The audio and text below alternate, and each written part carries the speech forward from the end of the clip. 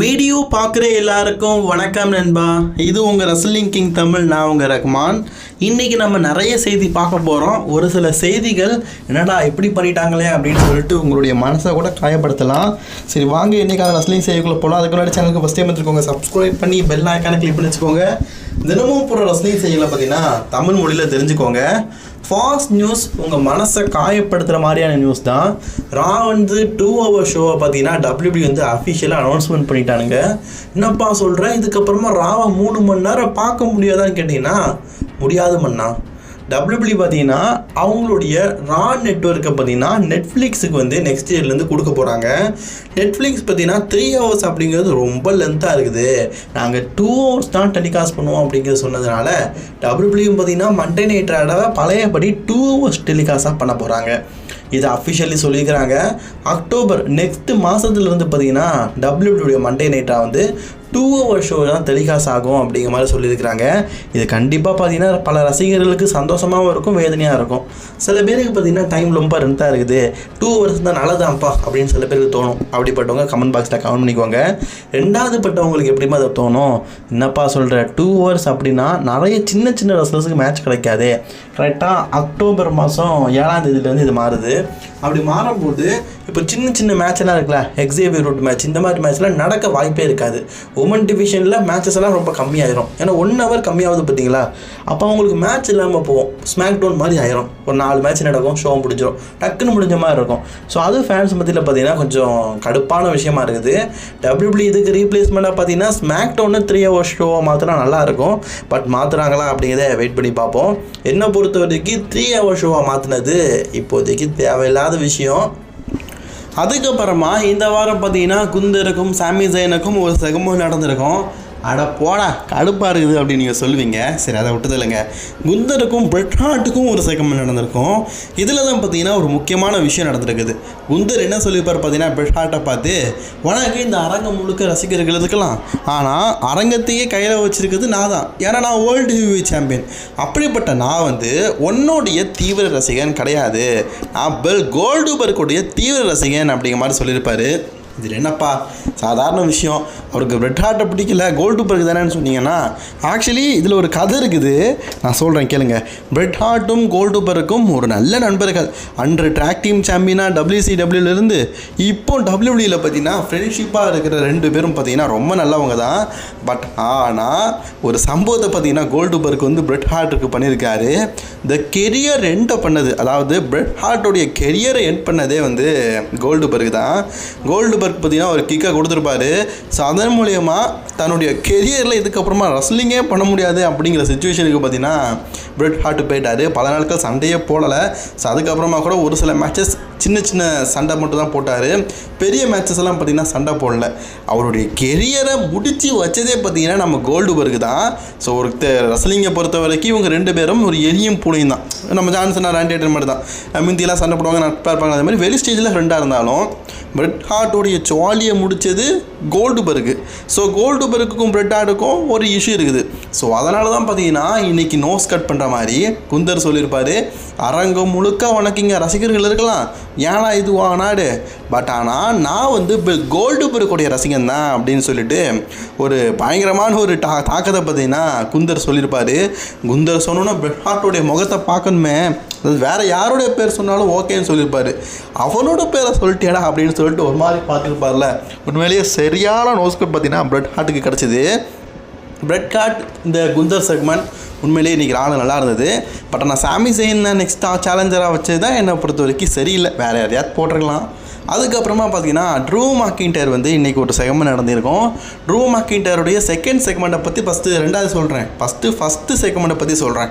True மெக்கின்டையர் CM பங்க challenge பண்ணியிருக்கிறாரு. Officially பார்த்தீங்கன்னா ஆடப்பியை சொல்லிட்டாரு, உங்கள் 2 பேருக்குள்ளே கடைசியாக ஒரு மேட்ச், ஆல்ரெடி 2 பேரும் சண்டை போட்டிங்க, நிறைய மேட்சஸ் நடந்தது, ஃபைனல் மேட்ச்சு, இதுக்கப்புறமா நீங்கள் சண்டை போடக்கூடாது, உங்களுக்குள்ளே எந்த ஸ்டோரியும் கிடையாது.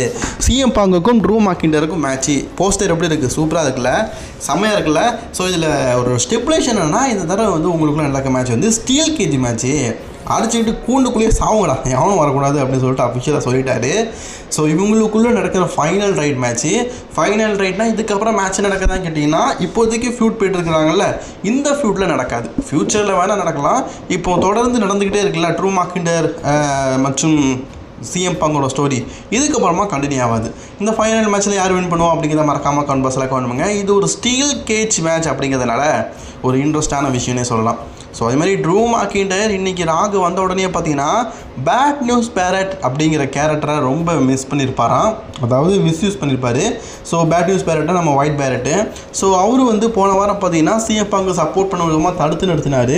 ஸோ அப்போது நம்ம அந்த மனுஷன் கோட்டெல்லாம் கற்றுட்டு சண்டை போடுறதுக்கு ரெடியாக இருப்பார். அதுக்குள்ளே தான் ஆடம் பீஸ் வந்திருப்பார். ஆக்சுவலி டபிள்யூடியில் நான் இதுக்கு முன்னாடி இதே மாதிரி ஒரு ஸ்டோரியை முன்னாடி கட்டத்தில் பார்த்துருக்கிறேன். அதுக்கு முன்னாடி ஒயிட் பேரட்டை பற்றி இப்போ உள்ள பல பேருக்கு தெரியாதுன்னு நினைக்கிறேன். அவர் வந்து ஒரு ப்ரொஃபஷனலி ரெஸ்லர். எனக்கு தெரிஞ்சு ஒரு 6 தடவை இன்டர்கான்டினென்டல் சாம்பியன்ஷிப்பை வின் பண்ணவர். அவர் ஒரு பாக்ஸர் கூட. ஒயிட் பேரட் ஒரு நல்ல ரெஸ்லர் தான். போதாத காலம் ஒரு கமெண்ட்ரி செஷனில் உட்காந்துட்டு கமெண்ட் பண்ணிட்டுருக்காரு. பட் ஆனால் அவருக்குள்ளேயும் ஒரு நல்ல மல்யுத்த வீரர் இருக்கார். நெக்ஸஸ் அப்படிங்கிற பாப்புலர் டீமுடைய லீடரே பார்த்தீங்கன்னா நம்ம ஒயிட் பேரட்லாம், அதெல்லாம் மறக்க முடியாத தருணங்கள். ஸோ அப்படிப்பட்ட ஒயிட் பேரட்டை நம்ம ட்ரூ மாக்கிண்டருந்து வம்பிழுத்திருப்பார். ஆக்சுவலி நான் கொஞ்சம் பின்னாடி போகிறேன். இதே மாதிரி தான் சமோஜவும் பார்த்தீங்கன்னா கமெண்ட்ரி செக்ஷனில் இருந்திருப்பார் இன்ஜுரி காரணமாக. அப்போது கமெண்ட்ரியில் இருக்கிற சமோஜாவை ரெஸ்லிங் கொண்டு வரணும்னு சொல்லிட்டு படி மார்ஃபையை பயன்படுத்தி செத்ரோல்ஸ் வம்பிழுத்திருப்பார். அதன் மூலிமா கமெண்ட்ரியில் இருந்த சமோஜா பார்த்தீங்கன்னா அகெயின் வந்து ரெஸ்லிங் ரிட்டனாக இருப்பார். அதுக்கப்புறமா இன்ஜுரி ஆகி கமெண்ட்ரியிலேருந்து மறுபடியும் டபிள்யூபிலாம் போனார் அப்படிங்கிறது தனி கதை. பட் ஆனால் இது அந்த டைமில் நடந்த கதை. ஸோ இதே தான் இப்போ ரீப்ளேஸ் பண்ணுறாங்க. இப்போ நல்லா தான் பார்த்தீங்கன்னா ஒயிட் பேரட் இருக்கிறாரு. ஒயிட் பேரட் என் கூட சண்டை போடுறதுக்கு வா, அவர் வயசாகிட்டு, பட் ஆனாலும் single line is always line தானே. ஸோ நீ சண்டை போடுறதுக்கு வா என்னுடைய ஓல்டு ஃப்ரெண்டு அப்படின்னு சொல்லிட்டு ட்ரூ மாக்கிண்டர் பார்த்தீங்கன்னா வம்புழுதுருக்காரு. ஸோ மேபி ஒருவேளை சிஎம் பாங்குக்கும் ட்ரூ மாக்கிண்டருக்கும் ஃபைனல் மேட்ச்சில் இவரோட இன்வால்மெண்ட் வேறு கூட இருக்கலாம். அதே மாதிரி ஒயிட் பேரட்டோடைய ரிங் ரிட்டர்னையும் பார்த்தீங்கன்னா நம்ம கூடிய சீக்கிரம் எதிர்பார்க்கலாம். ஸோ அதுக்கப்புறமா tag team champion, one of the W W world சாம்பியனான ஃபின் பேலர் வந்து இன்றைக்கி பார்த்திங்கன்னா டேமேஜ் பிஸை சேலஞ்ச் பண்ணியிருப்பார். அப்போக்குள்ளே பல மேட்சஸ் நடந்திருக்குது. பட் ஆனால் இது வந்து ஒரு ஃபியூடில் மிகப்பெரிய முக்கியமானது. பேட் பிளட்டில் நம்ம 2 பேரும் முக்கியமாக ஒரு மேட்ச் வச்சுக்கலாம். அதில் வந்து யார் பெருசு அப்படிங்கிறத காத்துக்கலாம் அப்படின்னு சொல்லிட்டு ஒரு மேட்ச் கன்ஃபார்ம் பண்ணிட்டானுங்க. ஸோ பேட் பிளட்டில் டேமியன் பீஸுக்கும் ஃபின் பேலருக்கும் பார்த்தீங்கன்னா ஒரு சிங்கிள்ஸ் மேட்ச் இருக்குது. இந்த மேட்ச்சில் யார் வெற்றி பெறுவான்னு நினைக்கிறீங்களோ அவங்க பேரை நீங்கள் மறக்காமல் கமெண்ட் பாக்ஸில் கமெண்ட் பண்ணிக்கோங்க. ஸோ அதே மாதிரி உமன் டிவிஷனில் நான் ஒரு மேட்ச் நடக்கும்னு சொல்லியிருந்தேன். உமன்ஸ் ஹெவி வெயிட் சாம்பியன்ஷிப்புக்காக ரியா ரெப்ளைக்கும் லிவ் மோரனுக்கும் நடக்கும்னு சொல்லியிருந்தேன். இப்போ அஃபிஷியலி பார்த்தீங்கன்னா இந்த மேட்சை கன்ஃபார்ம் பண்ணிட்டானுங்க. அஃபிஷியலி சம்மர் ஸ்லாமோட ரீமேட்ச் இது. இந்த மேட்ச் பார்த்தீங்கன்னா உமன்ஸ் வேர்ல்டு சாம்பியன்ஷிப் மேட்சாக நடக்கும்போது மேபி கூடிய சீக்கிரம் இது ஒரு ஸ்டிபுலேஷன் மேட்சாக கூட கன்ஃபார்ம் பண்ணதுக்கு வாய்ப்பு இருக்குது. இந்த டாமினிக் மிஸ்ட்ரியோ வாரங்கட்டி ஒரு போஸ்டராக போட்டுருக்காங்க. அது எனக்கு தான் பயமாக இருக்குது. இந்த மேட்சோடைய ஃபியூடை பார்த்தீங்கன்னா இதுக்கப்புறமா டபிள்யூபிள்யூ காட்டாட்டாலும் பரவாயில்ல, அந்த அளவுக்கு ஒரு சூப்பர் ஸ்டோரி லைன். லீ மார்கனுக்கும் அது ரியா ரெப்ளைக்கும் அந்த பாண்டிங் அப்படிங்கிறது சூப்பராக இருக்குது. சரி, இந்த முறை உமன்ஸ் வேர்ல்டு சாம்பியன்ஷிப்பை லீ மார்கனிடம் இருந்து ரியா ரெப்ளை பிடுங்கிறார்களா அப்படிங்கிறத வெயிட் பண்ணி தான் பார்க்கணும். என்னை பொறுத்த வரைக்கும் பேட் பிளட்டில் கன்ஃபார்ம் பண்ணிக்கிற எல்லாமே பார்த்தீங்கன்னா ரிவெஞ்சிங் ஸ்டோரி லைனாக இருக்குது. ஸோ இந்த ரிவெஞ்சிங் ஸ்டோரி லைனில் எந்தெந்த மேட்ச்சில் யார் யார் வெற்றி பெறா அப்படிங்கிறத வெயிட் பண்ணி பார்ப்போம். ஸோ இவங்களை அட்டாக் பண்ணும்போது மெயின் இவன் ஜே ஊசோ தான் வந்து பார்த்தீங்கன்னா காப்பாற்றிருப்பார். ஸோ இதை அப்படியே வச்சுக்கோங்க. நான் இன்னொரு விஷயம் சொல்கிறேன். மெயின் இவன் ஜே ஊசோ பார்த்தீங்கன்னா இன்றைக்கி மெயின் ஈவெண்ட்டில் பார்த்தீங்கன்னா டபிள்யூபிள்யூடைய இன்டர்கான்டினென்டல் சாம்பியன்ஷிப்பான நம்பர் 1 கண்டென்டர் மேட்ச்சில் பார்த்தீங்கன்னா வெற்றி பெற்றுட்டார். ஆக்சுவலி இது ஒரு சிங் இருக்குது. அதாவது ஒன்றும் இல்லைங்க, இப்போது இந்த மேட்ச்சில் வந்து ஜே ஊசோ வின் பண்ணிட்டார். பட் ஆனால் அவர் வந்து ஜட்ஜ்மெண்ட் டே வந்து ரொம்ப பழி தீர்த்து வச்சுருக்கிறாரு.